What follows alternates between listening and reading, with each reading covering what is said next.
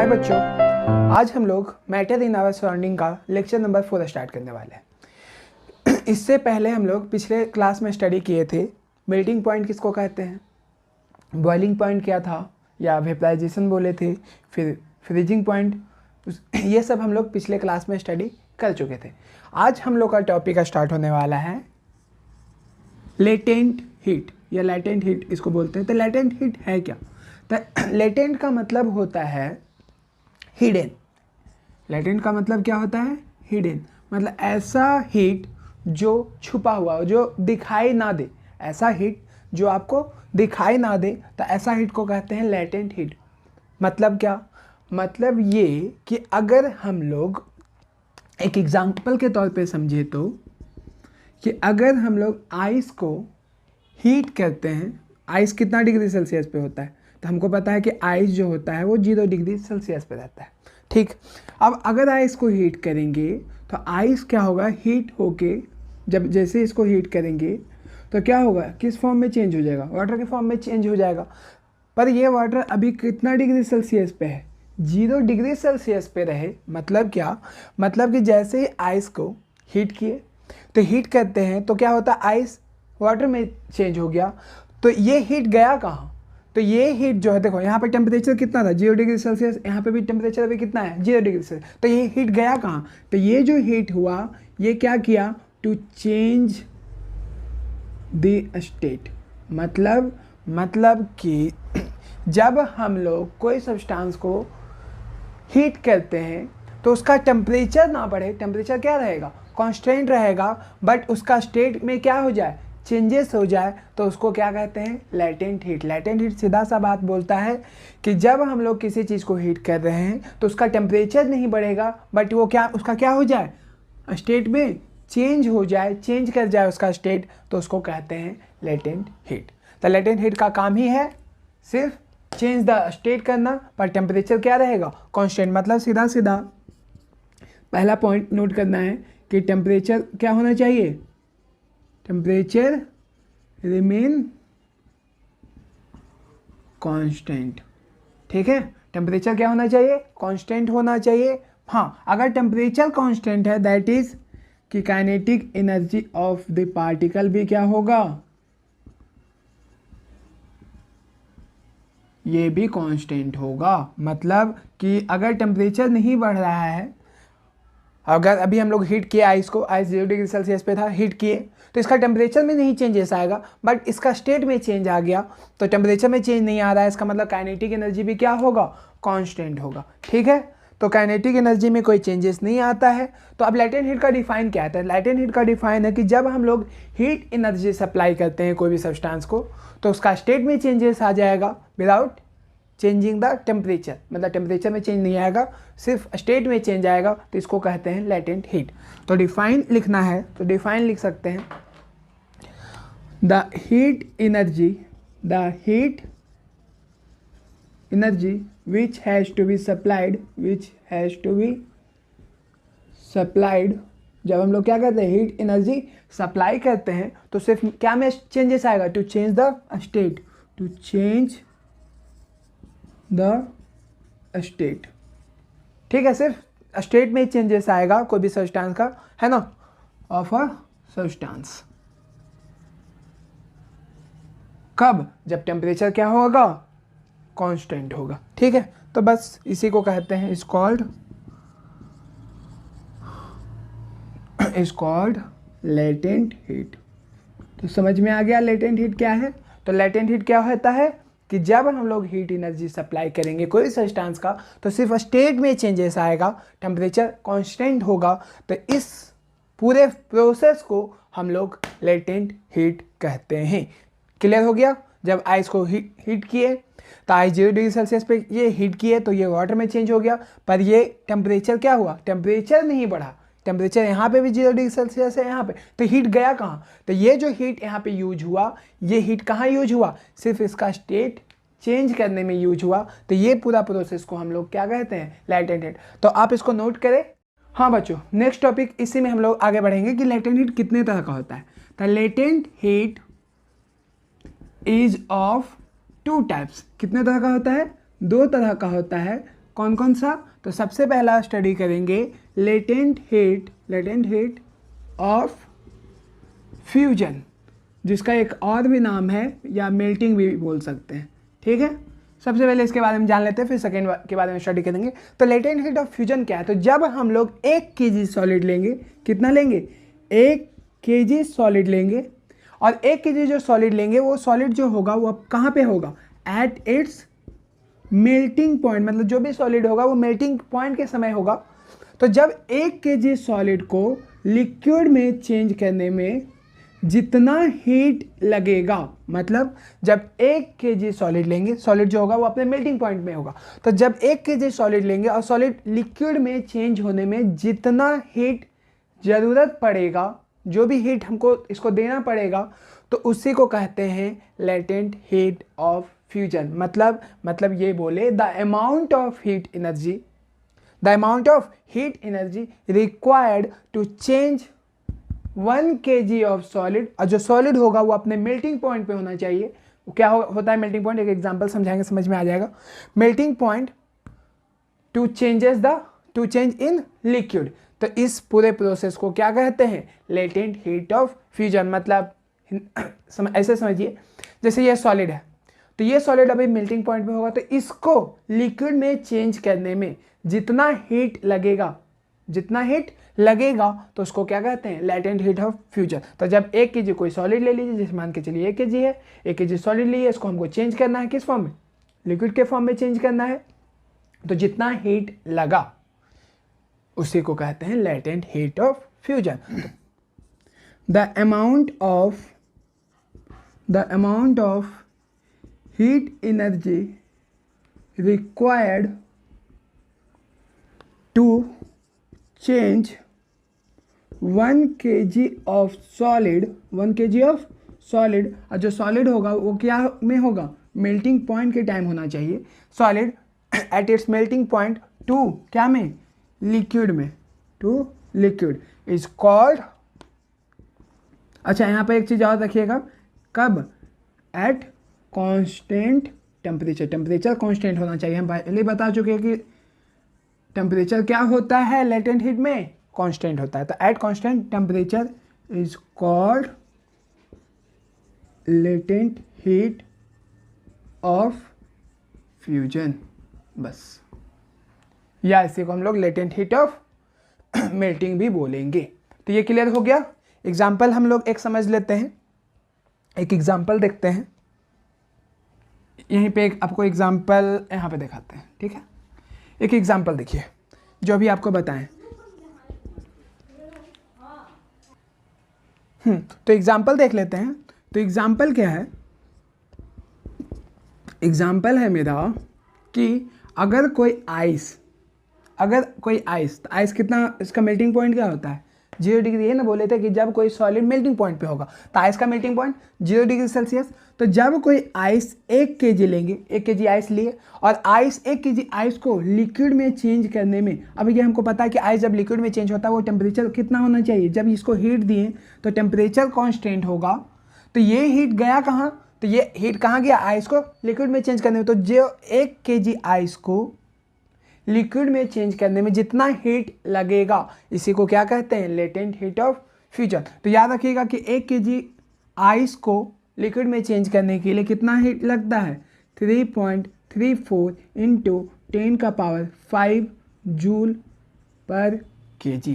तो 1 kg में कितना हीट हम लोग को लगता है? 3.34 इंटू 10⁵ जूल हीट लगता है। इसी को कहते हैं लेटेंट हीट ऑफ फ्यूजन। तो ये पहला क्लियर हो गया। अब हम लोग आते हैं नेक्स्ट, आप लोग इसको जल्दी से नोट डाउन कीजिए। चलिए अब हम लोग नेक्स्ट आते हैं, सेकेंड नंबर। तो सेकेंड नंबर क्या है? लेटेंट हीट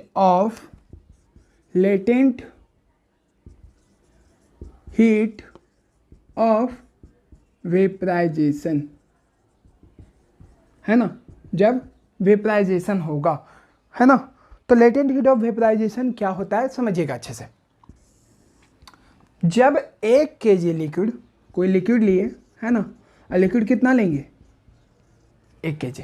तो जब 1 kg लिक्विड लेंगे, और ये जो लिक्विड होगा वो क्या में होना चाहिए? At its boiling point. ठीक है, तो जब कोई 1 kg लिक्विड लेंगे एट इट्स बॉइलिंग पॉइंट और लिक्विड को वेपर में चेंज करने में, लिक्विड को वेपर या गैस के फॉर्म में चेंज करने में जितना हीट लगेगा उसी को कहते हैं latent heat of vaporisation. Temperature तो कांस्टेंट होगा, ये तो याद ही रखिएगा कि लेटेंट हीट में टेम्परेचर कांस्टेंट होने वाला है। तो जब 1 kg लिक्विड लिए, लिक्विड क्या में होना चाहिए, बॉइलिंग पॉइंट के फॉर्म में होना चाहिए। तो जब 1 kg लिक्विड लेंगे और लिक्विड को वेपर में चेंज करने में जितना हीट हमको जरूरत पड़ेगा इसको वेपर में चेंज करने का, इसी को कहते हैं latent heat of vaporisation. Define लिखना है तो लिख सकते हैं the amount of heat energy required to change 1 kilogram of liquid। अब ये जो लिक्विड होगा वो क्या में होना चाहिए, at its boiling point two vapour at temperature क्या होना चाहिए, at temperature remains constant is called latent heat of vaporization। latent heat of vaporization। तो latent heat of vaporization clear हुआ, क्या बोलते हैं।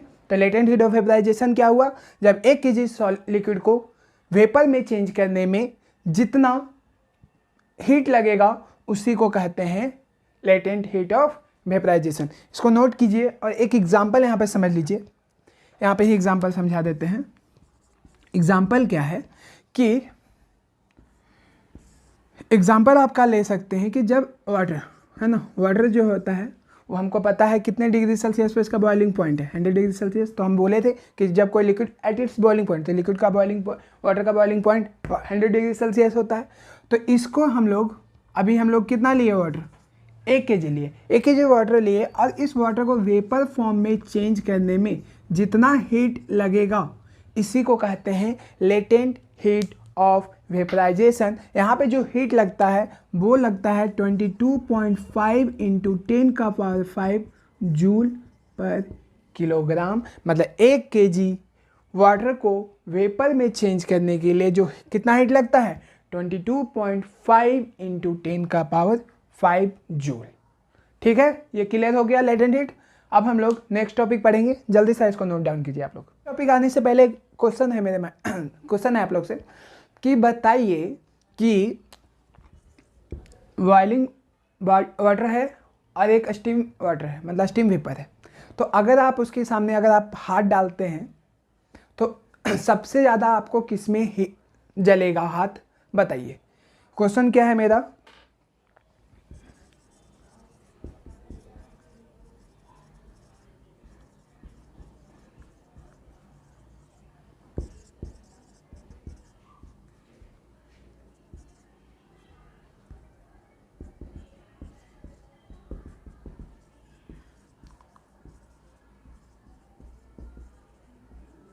ये मेरा क्वेश्चन है कि बताइए सबसे ज़्यादा आपका किस में जलेगा, बॉइलिंग वाटर और स्टीम।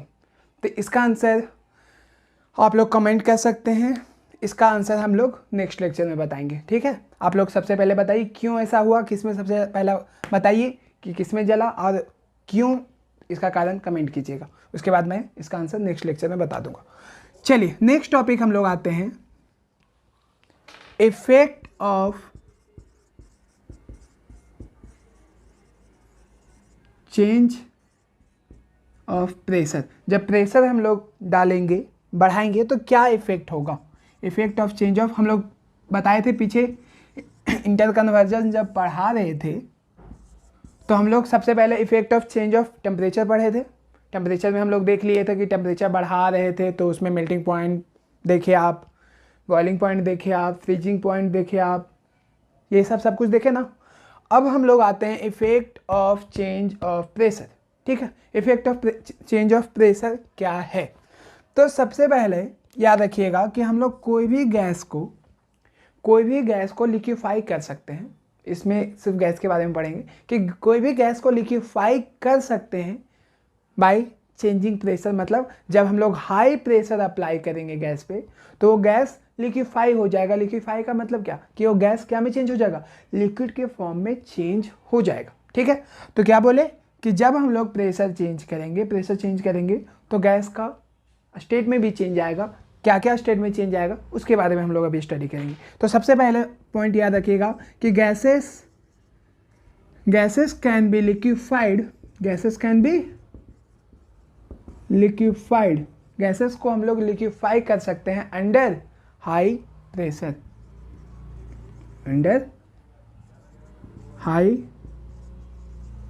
प्रेशर, ठीक है। तो जब हम लोग प्रेशर बढ़ा देंगे तो गैसेस लिक्विफाई हो जाएगा। समझते हैं थोड़ा एग्जांपल के तौर पे। जैसे अभी यहाँ पर गैस लिए, ठीक है, एक कंटेनर लिए और इस कंटेनर में गैस ले रहे हैं, तो गैस का पार्टिकल क्या होता है, बहुत दूर दूर है ना, क्या है, बहुत दूर दूर है, अभी बहुत दूर दूर है, अभी शुरुआत में ऐसा लिए, ठीक। इसके ऊपर आप एक क्या कीजिए, पिस्टन लगाइए। पिस्टन का काम है प्रेशर बढ़ा सकते हैं।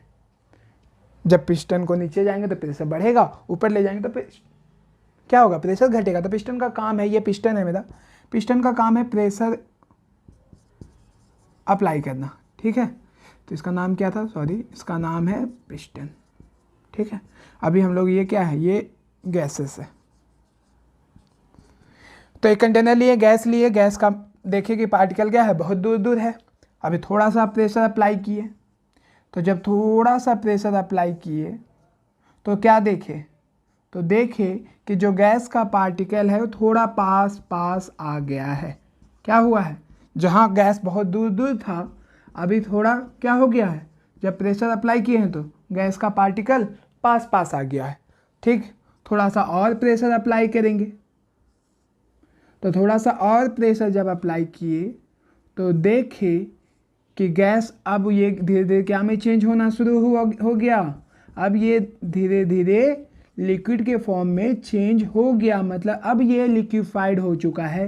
क्या हो चुका है, ये अब मेरा लिक्विफाइड हो चुका है। क्या हो चुका है, लिक्विफाइड हो चुका है। कब, जब हम लोग हाई प्रेशर अप्लाई किए हैं तब, ठीक है। तो पार्टिकल, अब जो पार्टिकल है वो पूरा पास आ गया। पार्टिकल यहाँ पे क्या हुआ, जो पार्टिकल था वो क्या हो गया, पार्टिकल्स बहुत पास आ गया।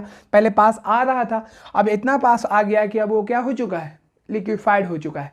तो उसी को कहते हैं हम लोग, यहाँ पे क्या देखें, effect of change of pressure. तो gases can be liquified under high pressure. तो गैसेस को हम लोग लिक्विफाई कर सकते हैं अंडर हाई प्रेशर, या एक चीज़ और भी जानिएगा, या हम लोग टेम्परेचर को क्या कर देंगे, लो कर देंगे, लोअर द टेम्परेचर। अगर टेम्परेचर को क्या कर दे, लो भी कर दीजिएगा, तब भी गैसेस को लिक्विफाई कर सकते हैं। पीछे देखे थे आप लोग कि जब हम लोग कंडेंसेशन पढ़े थे कि जब गैसेस का टेम्परेचर क्या किए थे, लो कर दिए थे, वो लिक्विड फॉर्म में चेंज हुआ था। तो हम लोग गैसेस को लिक्विफाई दो तरीके से कर सकते हैं, बाय चेंजिंग प्रेशर, मतलब कि बाय प्रेशर हम लोग प्रेशर बढ़ा देंगे या टेम्परेचर को घटा देंगे। तो टेम्परेचर को घटाने वाला हम लोग पीछे पढ़ चुके थे, तो आज हम लोग प्रेशर पे बात करेंगे, ठीक है।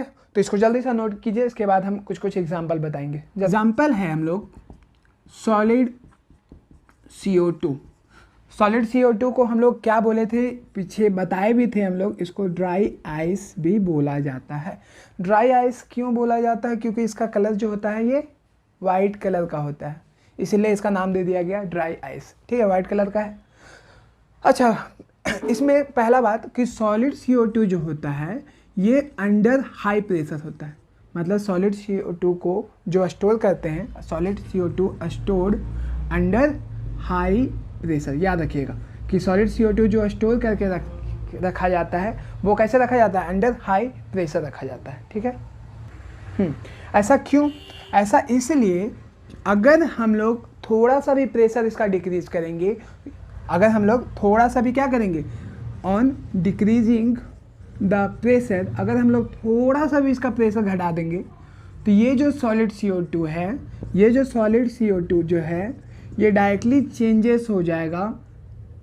कैसा में, ये CO2 अब गैस बन जाएगा। मतलब अगर थोड़ा सा भी प्रेशर इसको, क्योंकि इसको अंडर हाई प्रेशर रखा जाता है, अगर थोड़ा सा भी प्रेशर घटा ना तो ये सीधे सॉलिड CO2 क्या में चेंज हो जाएगा, गैस के फॉर्म में चेंज हो जाएगा। इसीलिए CO2 को अंडर हाई प्रेशर रखा जाता है। ठीक है, इसका यूजेस अगर बोला जाए कि कहाँ यूज किया जाता है, तो जनरली हम लोग डीप फ्रीज जानते ही होगी, डीप फ्रीज में फूड में इसको, जैसे डीप फ्रीज है उसमें फूड में हम लोग बचा सकते हैं, या तो क्या आइसक्रीम को ठंडा करने के लिए, है ना।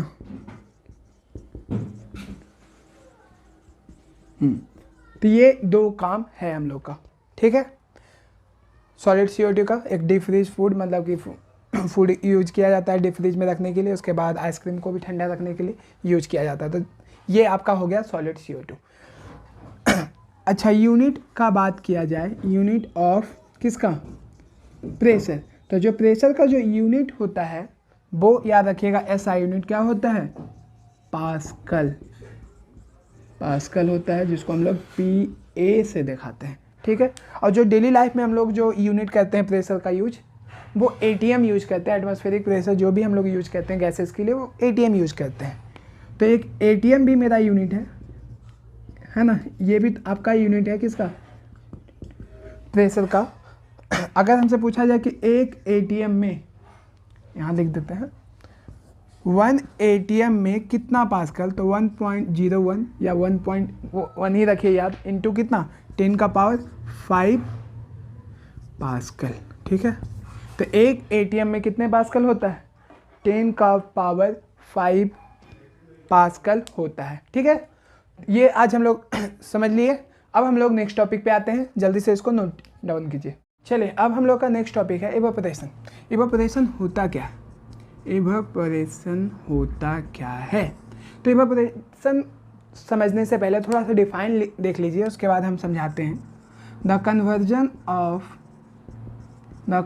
ऑफ लिक्विड किसमें, into its vapour at any temperature below its boiling point is called evaporation, ठीक है। तो इवेपोरेशन क्या है समझने के लिए क्या बोला गया, जब the conversion of liquid convert होगा वेपर में किसी भी टेम्परेचर पे बिलो इट्स बॉइलिंग पॉइंट। समझ में नहीं आया होगा कि क्या बोलना क्या चाह रहा है। देखिए बोलना क्या चाह रहा है, समझिएगा। ठीक है, 2 कंटेनर लिए, ठीक। अभी इसमें हम लोग लिक्विड डाल दिए, ठीक है। पानी इसमें डाला हुआ है, वाटर डाला हुआ है, पानी है इसमें, क्या है, वाटर। अभी हम वाटर डाल दिए, इसमें भी चलिए अभी हम लोग वाटर डालेंगे। दोनों का अंतर समझिएगा, ठीक है। इसमें भी हम इस कंटेनर में भी पानी डालें, इस कंटेनर में भी पानी डालें। अगर इस कंटेनर में, अब इसको धूप में रख रहे हैं, अभी धूप में इसको रख दीजिए, या सिंपल सा रूम में भी रख दीजिए, या अभी धूप में रख दीजिए इसको, ठीक है। या रूम में भी रखिए, कहीं पे भी रखिए। जब ये क्या होगा, विदाउट, मतलब कि इसका भी बॉइलिंग पॉइंट नहीं हुआ, मतलब ये 100 डिग्री सेल्सियस अभी नहीं हुआ, ये क्या हुआ, लिक्विड सिंपल सा। अभी इसको 100 डिग्री सेल्सियस हीट हम सप्लाई नहीं किए हैं, सिंपल सा इसको बाहर रखे, तो बाहर का टेम्परेचर कितना होता है आपको ही पता है, 35, 40, ज़्यादा ज़्यादा 45 डिग्री, ठीक। तो ये क्या होगा, ये जो लिक्विड है धीरे धीरे क्या होना शुरू होगा, वेपर फॉर्म में चेंज होना शुरू हो जाएगा। मतलब ये वेपर में आ गया। जब इसको, इस लिक्विड को बिना बॉइलिंग पॉइंट पे लाए, जब ये लिक्विड क्या में चेंज हो जाए, वेपर के फॉर्म में चेंज हो जाए। अभी ये वेपर दे रहा है, ठीक है। तो ये जो प्रोसेस हुआ, जैसे आप तालाब में देखते हैं कि तालाब में पानी है, तो गर्मी में क्या होता है, गर्मी के समय वो सूख जाता है। तो क्या वहाँ पे 100 डिग्री थोड़ी ना टेम्परेचर हो रहा है, हमको पता है कि बाहर का टेम्परेचर 45 डिग्री, 50 डिग्री मैक्सिमम गया तो गया कितना, 50 डिग्री। पर वहाँ क्या होना शुरू हो जाता है, 50 डिग्री पे ही वेपर होना शुरू हो जाता है। पर फिर हमको पता क्या है, वाटर का जो बॉइलिंग पॉइंट है वो तो 100 है, फिर भी वो क्या हो रहा है, वेपर हो रहा है। तो सीधा सीधा याद रखिएगा कि लिक्विड जो है किसी भी टेम्परेचर पे वेपर फॉर्म में चेंज हो सकता है बिलो इट्स बॉइलिंग पॉइंट। ज़रूरी नहीं है कि बॉयल होगा तभी वो आपका वेपर दे, उससे पहले भी आप वो क्या होगा, लिक्विड से वेपर के फॉर्म में चेंज हो जाएगा। तो जब देखिए ये भी वाटर है, वाटर किस फॉर्म में चेंज हो गया, वेपर के फॉर्म में चेंज हो गया। तो ये जो पूरा प्रोसेस है, इस प्रोसेस को कहते हैं इवोपरेशन। मतलब अभी बॉइलिंग पॉइंट पे गया भी नहीं, अब वेपर देना शुरू हो गया, तो इस पूरे प्रोसेस को कहते हैं इवोपरेशन। बट अगर इसको अभी हम लोग हीट किए, क्या किए, हीट किए, और हीट यहाँ पे हम लोग कितना पे कर रहे हैं, 100 डिग्री सेल्सियस पे, मतलब अब यहाँ पे बॉइलिंग पॉइंट पे आ गया। तो जब ये लिक्विड बॉइलिंग पॉइंट पे है, उसके बाद अगर ये वेपर दे, उसके बाद ये क्या दे, वेपर देगा, तो इस प्रोसेस को हम लोग इवापोरेशन नहीं बोलेंगे, इसको हम लोग वेपराइजेशन बोलेंगे। इस प्रोसेस को क्या बोलेंगे, इस प्रोसेस को हम लोग वेपराइजेशन बोलेंगे। याद रखिएगा ये दोनों अंतर। अगर बॉइलिंग पॉइंट के टाइम जो वेपर प्रेशर दे रहा है, बॉइलिंग पॉइंट के बाद जो वेपर प्रेशर दे रहा है, जो वेपर दे रहा है, उस प्रोसेस को हम लोग वेपराइजेशन कहते हैं। और जो बॉइलिंग पॉइंट से पहले वेपर फॉर्म कर रहा है, उस प्रोसेस को हम लोग इवापोरेशन बोलते हैं। क्लियर हुआ, क्या बोले, इवापोरेशन किसको कहते हैं, मतलब बिलो बॉइलिंग पॉइंट पे जाने से पहले ही लिक्विड क्या में चेंज हो जाए, वेपर के फॉर्म में चेंज हो जाए, उस प्रोसेस को वेपराइजेशन कहते हैं। अगर कोई लिक्विड बॉइलिंग पॉइंट पे वेपर दे रहा है, इसका मतलब वो इवापोरेशन नहीं है, वो वेपराइजेशन है, जो हम लोग पीछे पढ़ चुके थे। अच्छा, पर एक कंडीशन है, एक कंडीशन है, ठीक है, ये तो क्लियर हो गया, बट एक कंडीशन है इवापोरेशन होने के लिए भी, ठीक है। कंडीशन क्या है कि अगर लिक्विड है, अभी पानी है मान के चलिए, तो पानी है, अगर पानी को इवापोरेट करना है, तो पानी हमको पता है कि पानी इवापोरेट जो होगा, ठीक है, यहाँ पर बिलो इट्स होगा, बॉइलिंग पॉइंट बिलो होगा। बट अगर अभी हम लोग 1 kg पानी लेंगे, अभी मान के कितना लिए, 1 kg पानी लिए, अगर इसको हमको क्या करना है, इवापोरेट करना है, तो 1 kg पानी को इवापोरेट करने के लिए इसको लेटेंट हीट जितना देना है उतना तो देना ही पड़ेगा।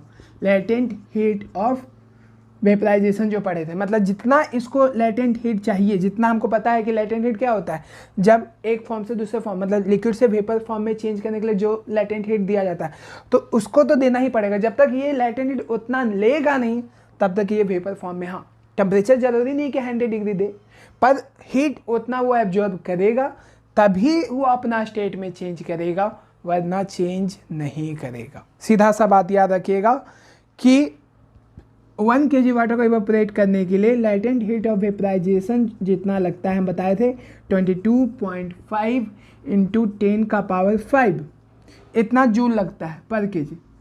तो इतना देंगे तभी ये इवापोरेट होगा, वरना इवापोरेट नहीं होगा। हाँ, बिलो इट्स बॉइलिंग पॉइंट हो जाएगा, जैसे भी हमको पता है कि धूप में, गर्मी के टाइम में होता क्या है, गर्मी के टाइम में तालाब क्यों सूखता है, क्योंकि लगातार वहाँ पे सन का लाइट लगातार जाता है, जिसके कारण से क्या होता है, लिक्विड जितना हीट एब्जॉर्ब करना होता है इवापोरेट करने के लिए, मतलब लेटेंट हीट ऑफ वेपराइजेशन के लिए, लेटेंट हीट ऑफ वेपराइजेशन के लिए जितना हीट वो एब्जॉर्ब करना होता है वो एब्जॉर्ब करता है, तभी जाके वो वाटर से वेपर के फॉर्म में चेंज होता है।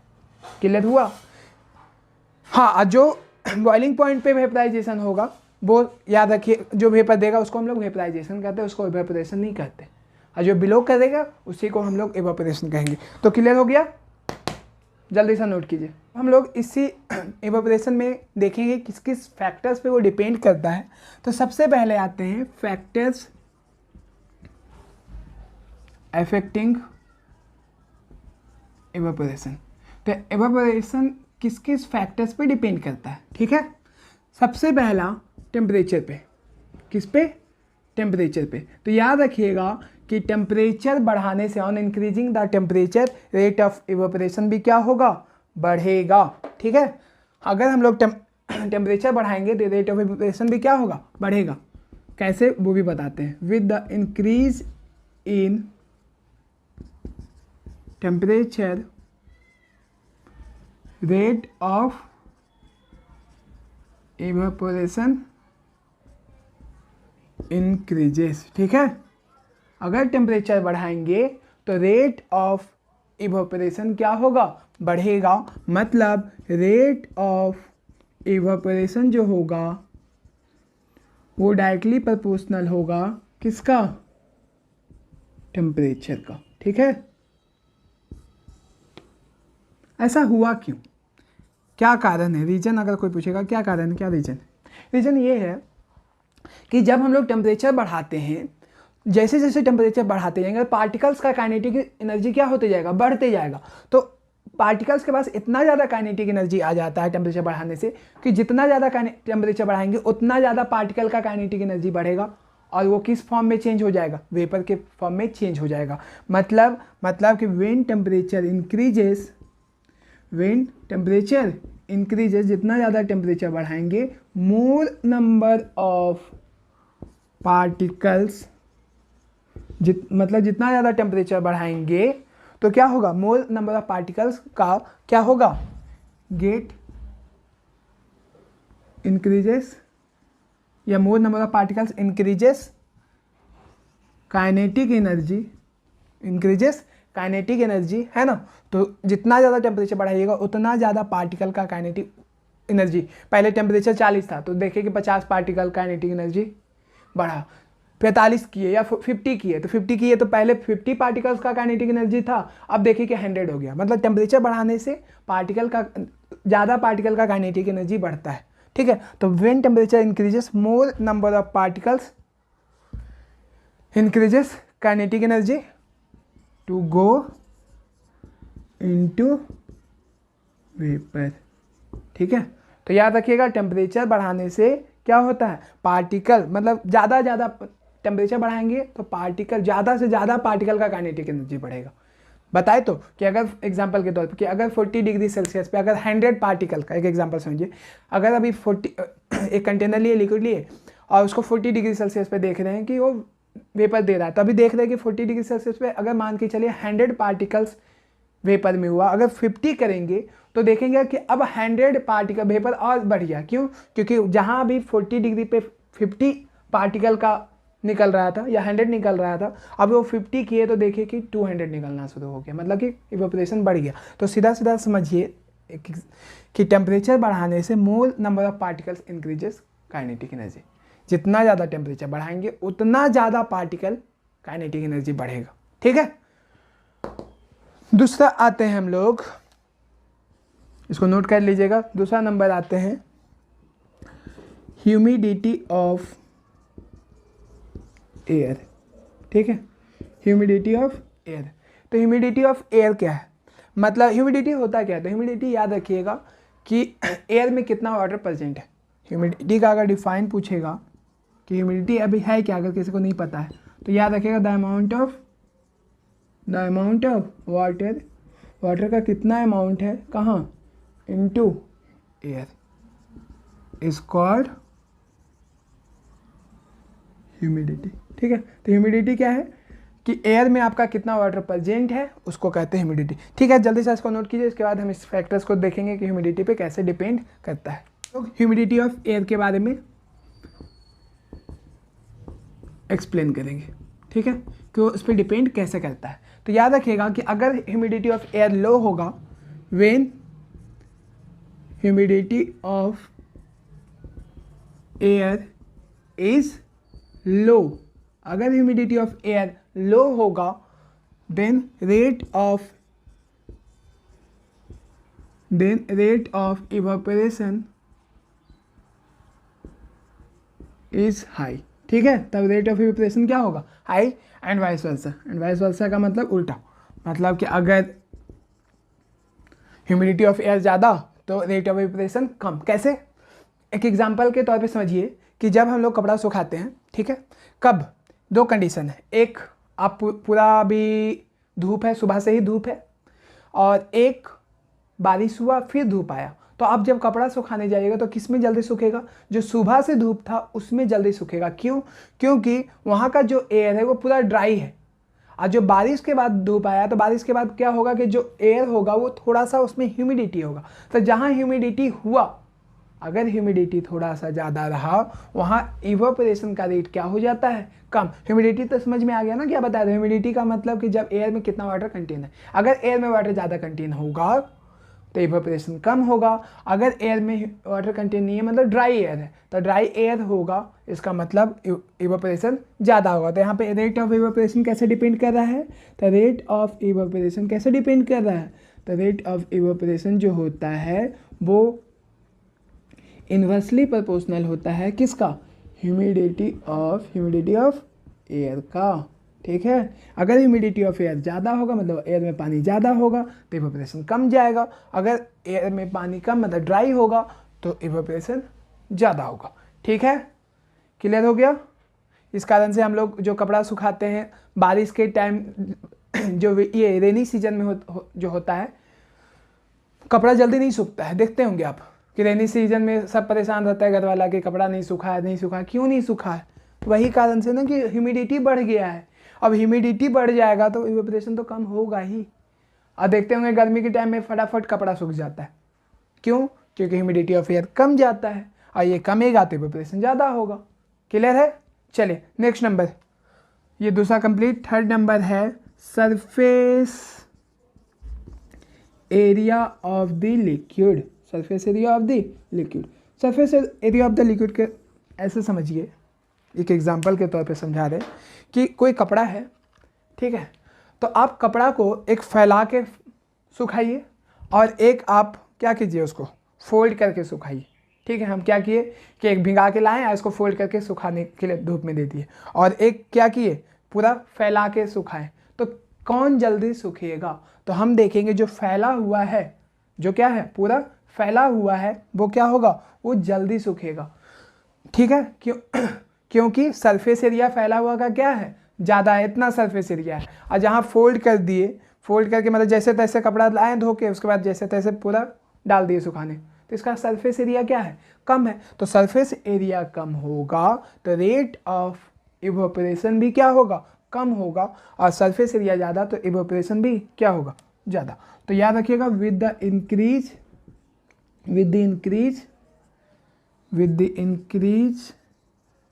इन सरफेस एरिया, शॉर्ट में लिखे with the increase in surface area the rate of evaporation, जो रेट ऑफ इवेपोरेशन है वो भी क्या होगा, इंक्रीजेस होगा। ठीक है, इसका मतलब सरफेस रेट ऑफ इवेपोरेशन जो होगा वो डायरेक्टली प्रोपोर्शनल होगा किसका, सरफेस एरिया का। ठीक है, रेट ऑफ इवेपोरेशन क्या होगा, वो डायरेक्टली प्रोपोर्शनल होगा सरफेस एरिया का। जितना ज़्यादा सरफेस एरिया, कपड़ा को जितना ज़्यादा आप फैला के सुखाइए वो कपड़ा उतना जल्दी सूखेगा। अब एक आप ऐसे लिए कपड़ा धोएं सुखाने चल गए, डाल दिए सूखे, तो सूखेगा ही नहीं, सूखेगा पर टाइम बहुत लगेगा। ठीक है, तो रेट ऑफ इवेपोरेशन याद रखिएगा, वो डायरेक्टली प्रोपोर्शनल होता है सरफेस एरिया का। जल्दी से इसको नोट कीजिए। उसके बाद फोर्थ नंबर मेरा क्या है, विंड स्पीड पे कैसे डिपेंड करता है। एक एग्जांपल के तौर पे समझिए, जैसे इस रूम में है, इस रूम में हम कपड़ा सुखाने दिए, अभी कुछ भी फ़ैन वैन चालू नहीं रखे, अभी सिंपल से सुखाने दिए, तो सुखाने दिए तो देखिए कि 5 घंटा लगा सुखाने में। अगर हम फ़ैन ऑन कर दिए, अब फ़ैन ऑन करके कपड़ा सुखाने दिए तो देखिए कि अब 3 घंटा लग रहा है सूखने में। तो क्या पता चला कि जब विंड का स्पीड बढ़ेगा, जैसे आप देखते होंगे कि जब पूरा तेज़ हवा चलता है कपड़ा सुखाने देते तो जल्दी से सूख जाता है। तो होता क्या है कि विंड का स्पीड जितना ज़्यादा होगा रेट ऑफ इवेपोरेशन उतना ज़्यादा होगा। जैसे आप बारिश के समय क्या होता है कि हम लोग क्या करते हैं, रूम में फ़ैन चालू करके सुखाने देते हैं, क्यों, कि ताकि से इवेपोरेशन जल्दी से हो जाए, कपड़ा जल्दी से सूख जाए। तो इसीलिए हम लोग करते हैं। अगर हम लोग ऐसे ही कपड़ा सुखाने देंगे तो क्या होगा, नहीं सूखेगा, है ना, सूखेगा पर टाइम लगेगा। तो विंड का स्पीड में क्या होता है, रेट याद रखिएगा विद द इंक्रीज इन, अगर विंड का स्पीड बढ़ेगा, है ना, with the increase in wind speed, अगर विंड का स्पीड बढ़ेगा तो रेट ऑफ इवेपोरेशन भी क्या होगा, बढ़ेगा। सीधा सा बात,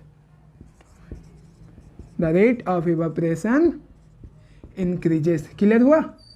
चलिए, तो इसका मतलब रेट ऑफ इवेपोरेशन जो है वो डायरेक्टली प्रोपोर्शनल होता है किसका, विंड स्पीड का। ठीक है, ये क्लियर। चलिए 5th नंबर आते हैं nature of the liquid. Liquid का कैसा नेचर है उस पे। जो लिक्विड जितना ज़्यादा वोलाटाइल होगा, जो लिक्विड जितना ज़्यादा वोलाटाइल होगा वो उतना ज़्यादा क्या होगा, इवोपरेट होगा।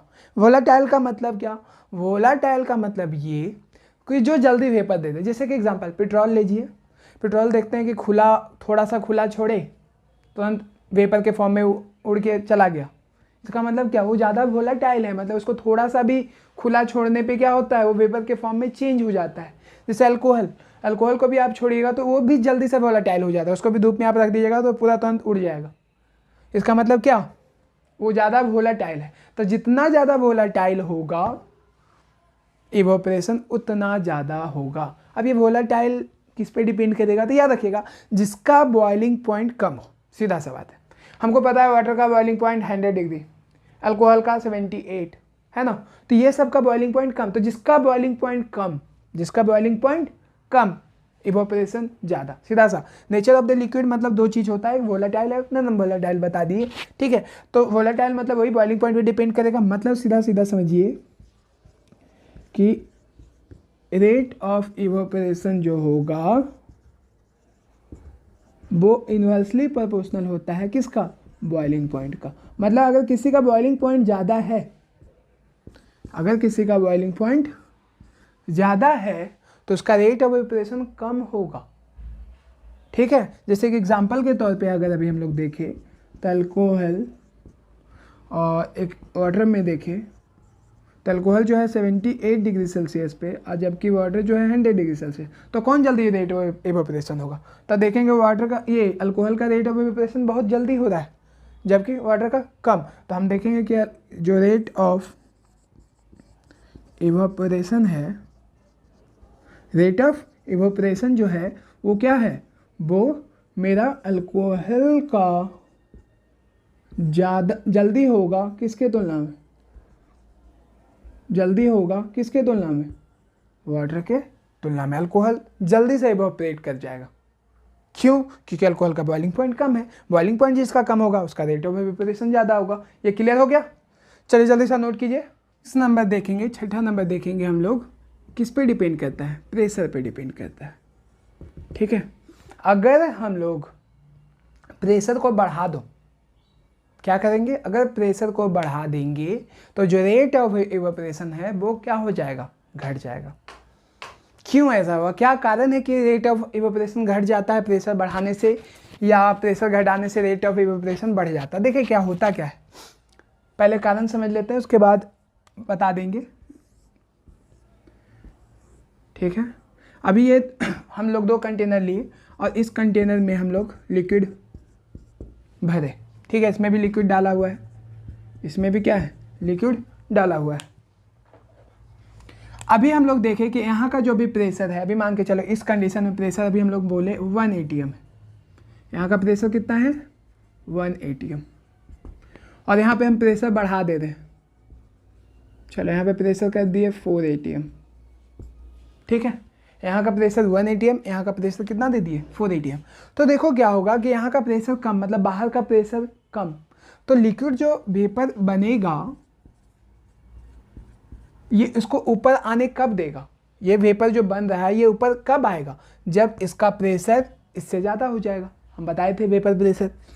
तो ये लिक्विड ऊपर, ये जो वेपर बना, ये वेपर यहाँ से ऊपर कब आएगा, ये जो सरफेस ऑफ द लिक्विड से ये वेपर कब ऊपर आएगा, ये तब ऊपर आएगा जब ये इसका प्रेशर, मतलब वेपर प्रेशर जो है, ये जो वेपर का प्रेशर है वो क्या हो जाए, इस प्रेशर से, मतलब बाहर वाला एटमॉस्फेरिक प्रेशर से ज़्यादा हो जाएगा। अगर vapour pressure greater than atmospheric pressure हो जाएगा तो वो किस में चेंज हो जाएगा, किस फॉर्म में, चेंज इनटू गैसेस में, गैस में चेंज हो जाएगा। तो अगर प्रेशर कम है, देखो अभी प्रेशर हमको कितना है, इसको ऊपर जाने के लिए सिर्फ प्रेशर 1 atm लगाना होगा, और इसको ऊपर जाने के लिए कितना प्रेशर लगाना पड़ेगा, इसको ऊपर जाने के लिए 4 atm प्रेशर लगाना पड़ेगा।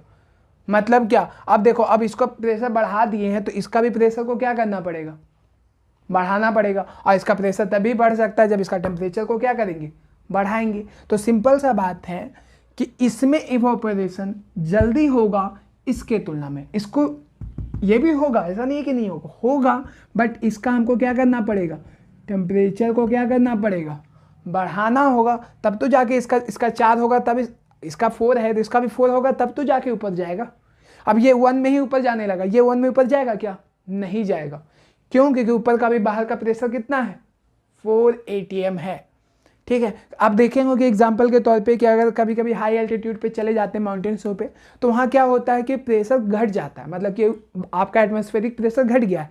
अगर एटमॉस्फेरिक प्रेशर घट गया तो वहाँ पे लिक्विड जो है जल्दी इवोपरेट शुरू हो जाएगा, मतलब उसको हल्का टेम्परेचर भी देंगे ना, लिक्विड बॉयल होना शुरू हो जाएगा, मतलब वो सीधा सीधा लिक्विड इवोपरेट होना शुरू हो जाएगा। तो याद रखिएगा, प्रेशर घटा rate of evaporation fast, pressure बढ़ा रेट ऑफ इवोपरेशन कम। तो सीधा सीधा with,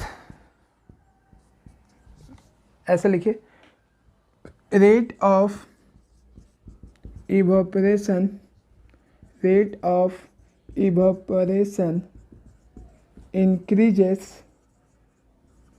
increases with decrease in क्या, प्रेशर। तो प्रेशर घटाने से रेट ऑफ इवोपरेशन बढ़ता है। मतलब अगर सीधा सीधा बोले तो रेट ऑफ इवोपरेशन कैसे डिपेंड कर रहा है, इन्वर्सली प्रोपोर्शनल डिपेंड कर रहा है प्रेशर का। प्रेशर घटा इवोपरेशन बढ़ा, प्रेशर बढ़ा इवोपरेशन घटा। तो ये आपका क्लियर हो गया पॉइंट। प्रेशर घटने से क्यों इवोपरेशन फास्ट हुआ, क्योंकि प्रेशर अगर घटेगा ना तो बाहर का प्रेशर घट गया, मतलब कि इसको ऊपर जाने के लिए अब हमको कम प्रेशर लगाना पड़ेगा। अब जहाँ प्रेशर बढ़ गया तो इसको ऊपर जाने के लिए ज़्यादा प्रेशर लगाना होगा। ये प्रेशर आएगा कहाँ से, मतलब वेपर का प्रेशर बढ़ेगा कहाँ से, टेम्परेचर बढ़ाने से। टेम्परेचर बढ़ेगा तो रेट तो पता ही है, टेम्परेचर बढ़ाना पड़ेगा। तो अब कहाँ, पहले ये अगर मान के चले एग्जांपल में कि ये अगर ये 50 पे हो जा रहा है तो हो सकता है ये 80 पे इसको टेम्परेचर देना होगा, तब जाके ये होगा, है ना।